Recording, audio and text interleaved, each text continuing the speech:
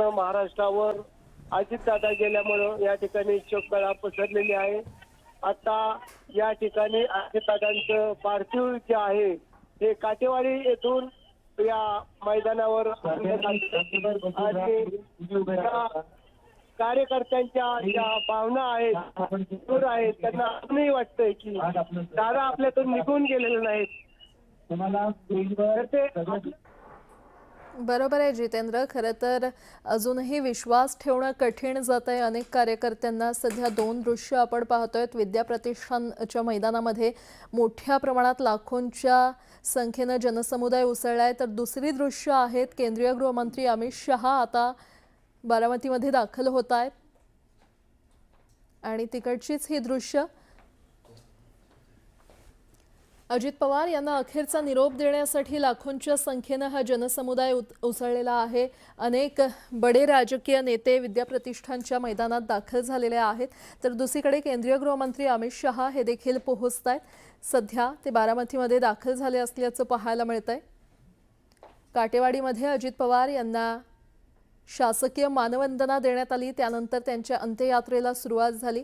रस्त्याच्या दुतर्फा कार्यकर्त्यांनी मोठ्या प्रमाणात गर्दी केली। आपल्या नेत्याला शेवटचं पाहण्यासाठी, शेवटचा निरोप देण्यासाठी कार्यकर्ते मोठ्या प्रमाणात गर्दी करतायत, तर विद्या प्रतिष्ठानच्या प्रांगणात देखील लाखोंच्या संख्येनं कार्यकर्त्यांनी गर्दी केलेली आहे।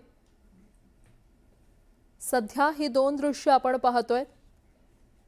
सुशील कुमार शिंदे आणि राज ठाकरे हे देखील विद्या प्रतिष्ठानच्या मैदानात पोहोचलेले आहेत, तर दुसरीकडे उपमुख्यमंत्री एकनाथ शिंदे हे केंद्रीय गृहमंत्री अमित शहा यांचं स्वागत करण्यासाठी विमानतळावर पोहोचलेले आहेत।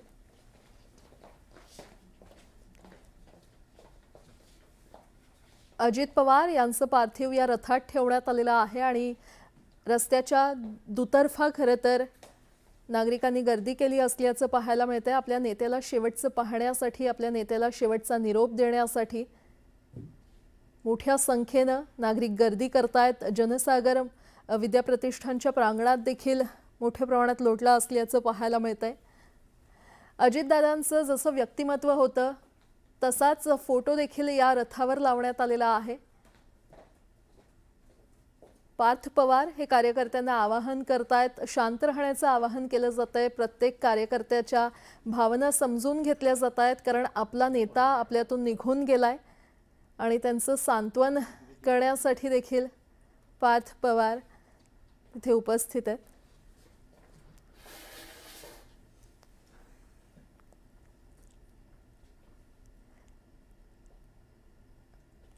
तर सर्वसामान्य जनतेच्या प्रश्नांची जाण असणारा असा हा नेता, मी कामाचा माणूस आहे असं सतत अजित पवार म्हणायचे आणि म्हणूनच खरं तर अमाप प्रेम, निस्सीम प्रेम कार्यकर्त्यांनी अजित पवारांवर केलं आणि तेच प्रेम आपल्याला कालपासून पाहायला मिळतंय। ज्या पद्धतीनं मोठ्या प्रमाणात जनसमुदाय उसळलेला आहे, ही दुसरी दृश्य आपण पाहतोय। केंद्रीय गृहमंत्री अमित शहा आता दाखल होत आहेत।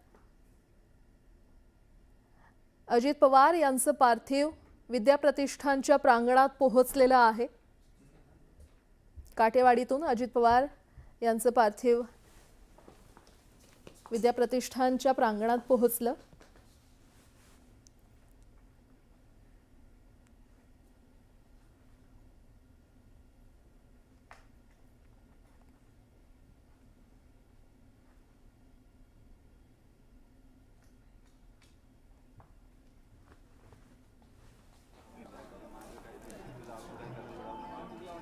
आणि आता केंद्रीय गृहमंत्री अमित शहा हे बारामतीमध्ये दाखल झालेले आहेत।